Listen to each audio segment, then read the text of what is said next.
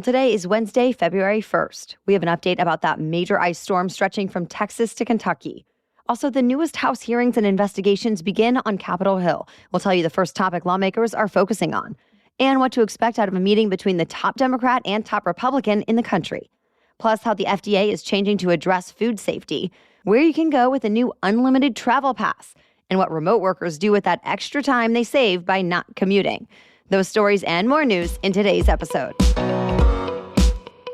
Welcome to The Newsworthy. All the day's news in around 10 minutes. Fast, fair, fun, and on the go. I'm Erica Mandy. Thanks so much for being here. You ready? Let's do this. Already this week, an ice storm has ravaged parts of the south and central U.S., and winter weather alerts continue today for more than 30 million people from New Mexico to West Virginia. Cities under the most serious warnings include Dallas and San Antonio in Texas, as well as Memphis, Tennessee, and Little Rock, Arkansas. Those areas could get more than half an inch of freezing rain today, on top of already thick sheets of ice. So roads are expected to become even more treacherous. That comes as especially rough news for Texans, since first responders went out to hundreds of crashes around the state yesterday. Thousands of flights have been canceled or delayed, and businesses and schools are shut down, as well as at least one major healthcare system in Texas. As of this morning, about 25,000 customers in Texas have lost electricity. Those outages are expected to grow, too, as the ice brings down more power lines. States like Texas and Arkansas have declared states of emergency to get support teams ready to respond to the storm wherever they're needed. Though hopefully they won't be needed for too much longer. Most places are expected to see some winter storm relief by tomorrow as temperatures start to go back up. Today, the new Republican House Speaker Kevin McCarthy is headed to the White House for his first one-on-one sit-down with President Biden. They're talking about the looming debt crisis, since remember, the U.S. already hit its debt limit and the Treasury had to take extraordinary measures just to avoid a default. But even those won't hold forever. Republicans in Congress say they are willing to raise the limit to pay the bills that have already been racked up. But in return, they're demanding cuts to future government spending, though they haven't given details on exactly what they want to cut yet.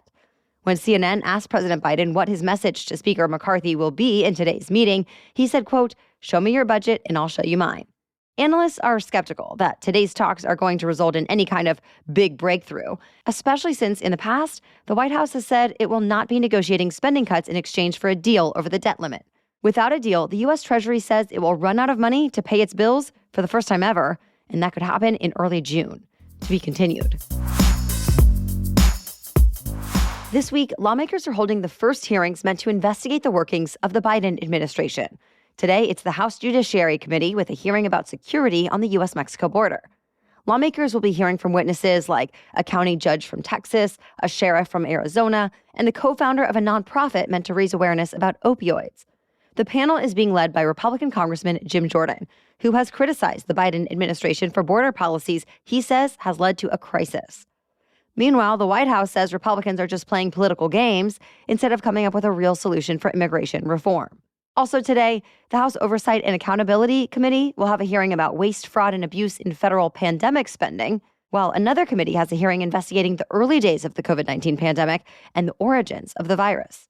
There are many other investigations planned as well about President Biden's family's business dealings, President Biden's handling of classified documents, the withdrawal from Afghanistan, and more.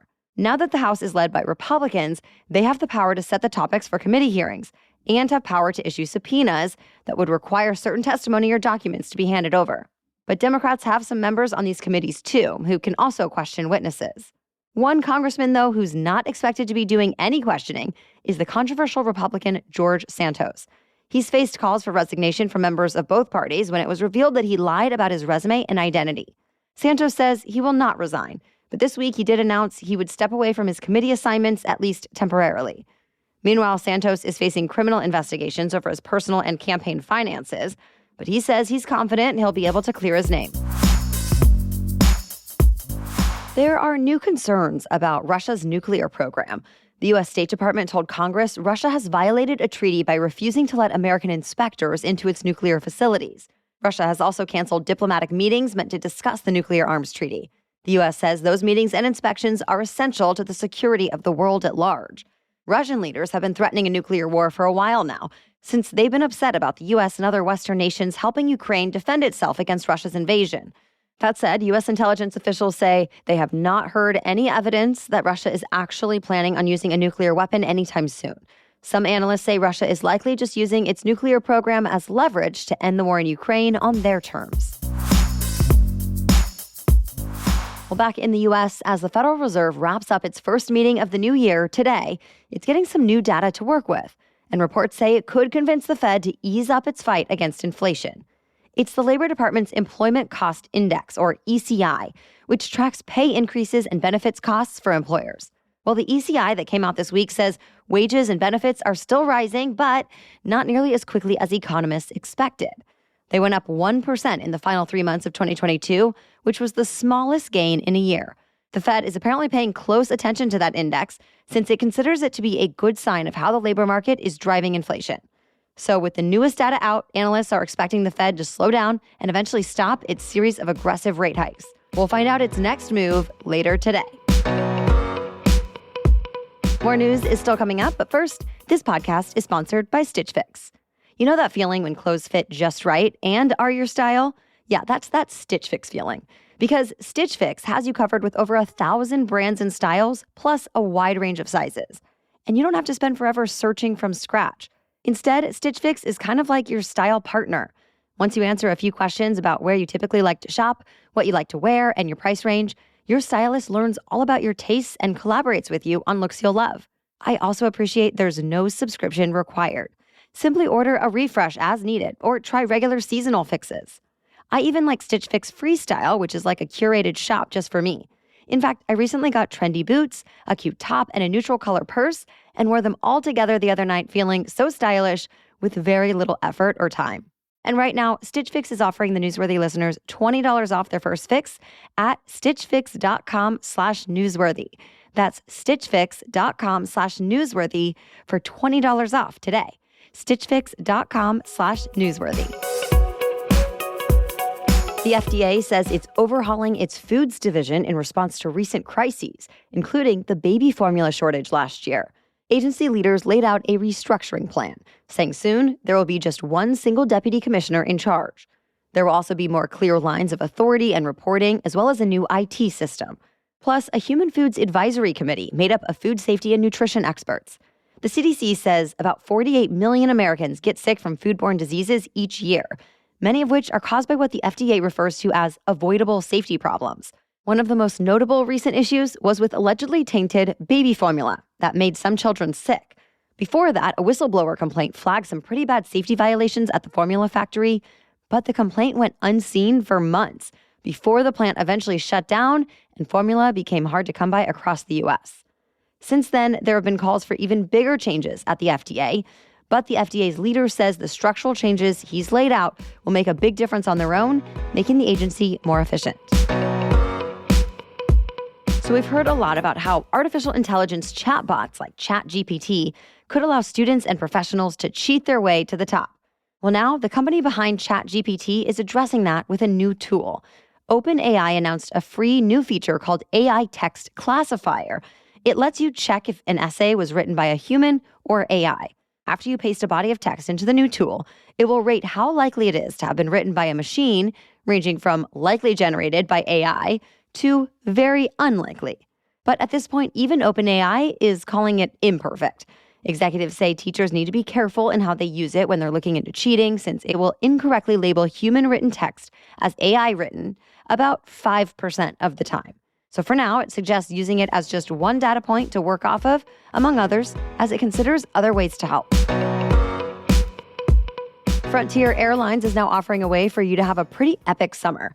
It introduced its new Go Wild Summer Pass. It lets customers fly as often as they want, anywhere they want, between May 2nd and September 30th, all for about $400. Frontier does have some blackout dates when it won't work, but otherwise, as long as you have the pass, each time you get a ticket, you'll only have to pay 1 cent, plus the taxes, fees, and charges like for checked bags or specific seats. Frontier serves more than 100 destinations already, both within the U.S. and internationally, like Denver, Las Vegas, Orlando, Los Angeles, Cancun, and Jamaica, and it's adding 19 direct flights to Puerto Rico soon. Copenhagen Fashion Week just kicked off, and it's found a way to be different from those in the fashion hubs of Paris, London, Milan, and New York.